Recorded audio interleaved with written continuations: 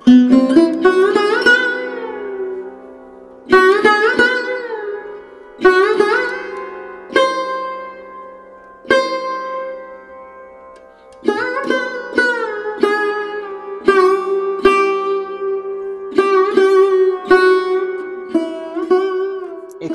4 চামচ পোস্ত ভিজিয়ে রেখেছিলাম, আর তার সঙ্গে দিয়েছিলাম গোটা 12-14টা কাজু বাদাম।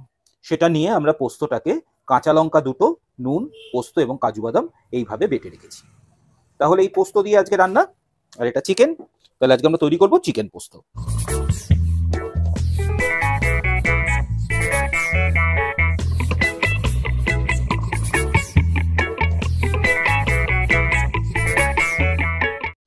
আমি বিশ্বদীপ, কে ফর কিচেনের তরফ থেকে আজকে আপনাদের কাছে আমি যে রেসিপিটা শেয়ার করব সেটা হচ্ছে চিকেন পোস্ত।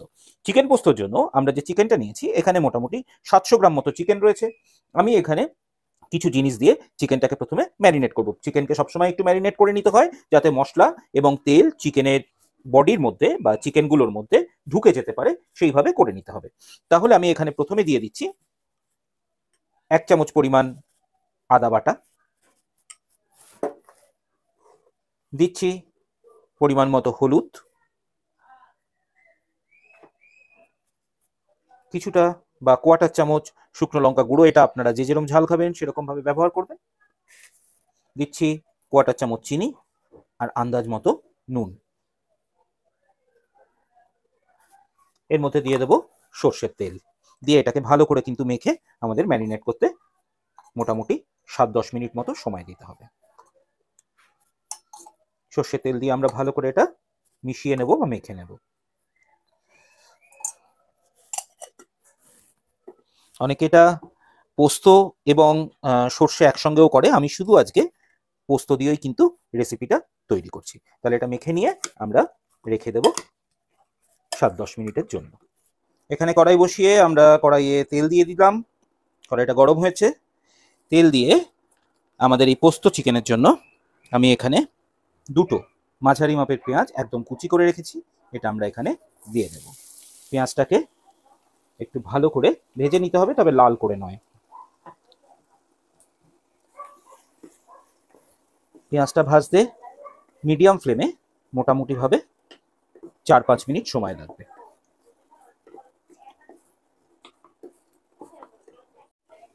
পেঁয়াজটা যতটা ভাজা হয়েছে, এই পর্যায়ে আমি একটা শুকনো লঙ্কা এখানে চিড়ে দিয়ে দিলাম, আর দিয়ে দেব আদা রসুনের পেস্ট মোটামুটি 1.5 চামচ পরিমাণ, ভরা ভরা 1.5 চামচ পরিমাণ। এটাকেও আমরা কিন্তু ভালো করে কষিয়ে নেব। এটা কষাতেও কিন্তু আমাদের মিনিট 1.5-2 সময় লাগবে। এখানে আমরা কিছু মশলা অ্যাড করব। মশলার জন্য আমি দিয়ে দেব মোটামুটি 1/2 চায়ের চামচ পরিমাণ হলুদ, 1/2 চায়ের চামচ পরিমাণ জিরে গুঁড়ো, ধনে গুঁড়ো ওই রকমই 1/2 চায়ের চামচ পরিমাণ। এখানে কাশ্মীরি লঙ্কা আমরা ব্যবহার করব না, আমরা এখানে শুকনো লঙ্কা গুঁড়ো যে যেরকম ঝাল খায়, আমি এখানে 1/4 চায়ের চামচ পরিমাণ শুকনো লঙ্কা গুঁড়ো ব্যবহার করলাম, কারণ আমাদের পোস্তর মধ্যে কিন্তু কাঁচা লঙ্কা আমরা একসাথে বেটে রেখেছি। এটাকে ভালো করে নাড়িয়ে একটু কষিয়ে নিয়ে আমরা এর মধ্যে মিশিয়ে দেব মাংস। তার আগে অবশ্য আমাদের এখানে একটু আন্দাজ মতো নুন এবং সামান্য চিনি আমি রান্নায় ব্যবহার করি কালার অ্যান্ড টেস্ট এই দুটোর জন্য, তবে সামান্য পরিমাণ। কেউ ইচ্ছে করলে চিনিটাকে স্কিপ করতেই পারে, কোনো অসুবিধা নেই। আমাদের পেঁয়াজটা একদম ভালো করে কষানো হয়ে গেছে, আমরা এখানে মাংসটা অ্যাড করে দেব।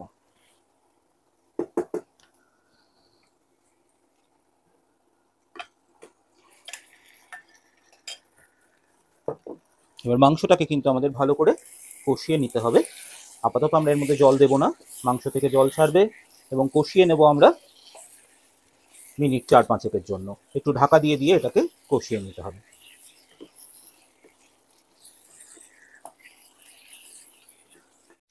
মাংসটা মোটামুটি কষানো হয়েছে, আমরা এখানে সামান্য একটু জল দিয়ে, বেশি নয় সামান্য জল দিয়ে আমরা একটু নাড়িয়ে এটাকে চাপা দিয়ে দেব 2-3 মিনিটের জন্য। এখানে কিন্তু আমরা কাশ্মীরি লঙ্কার গুঁড়ো ব্যবহার করব না, এখানে কিন্তু আমাদের লাল রং দরকার নেই, আমাদের এটা পোস্ত চিকেন হবে বলে আমরা কাশ্মীরি লঙ্কার গুঁড়ো একদমই ব্যবহার করব না। এবার এটা আমরা চাপা দিয়ে দেবো 2-3 মিনিটের জন্য, লো মিডিয়াম ফ্লেমে। এখানে মাংসটা একদম ভালো করে সিদ্ধ হয়ে গেছে, আর এইরকমভাবে আমাদের কষানোও হয়ে গেছে। এখানে আমরা এবার অ্যাড করে দেব আমাদের বাটা পোস্ত, কাজু, পোস্ত, কাঁচা লঙ্কা এবং নুন দিয়ে আমরা যেটা পেস্ট বানিয়ে রেখেছি।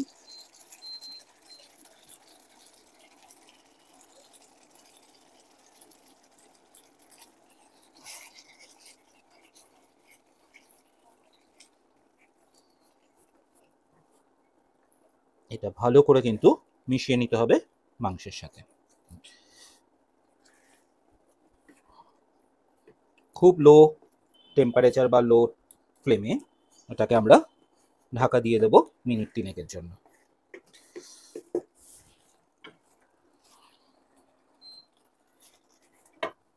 আমরা 1 মিনিট মতো এটা চাপা দিয়ে রেখেছিলাম, তারপরে এখানে দিয়ে দিলাম একটা কাঁচা লঙ্কা চিড়ে এবং আরও 1 মিনিট চাপা দিয়ে দিলাম যাতে কাঁচা লঙ্কার অ্যারোমাটা এটার মধ্যে, রান্নাটার মধ্যে ঢুকে যায়।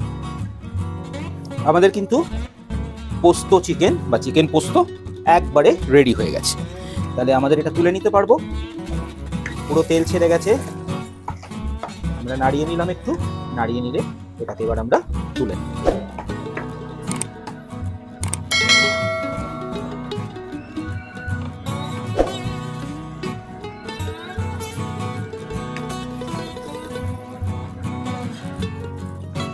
আমরা তুলে নিয়েছি পোস্ত চিকেন বা চিকেন পোস্ত, আমাদের একদম রেডি হয়ে গেছে।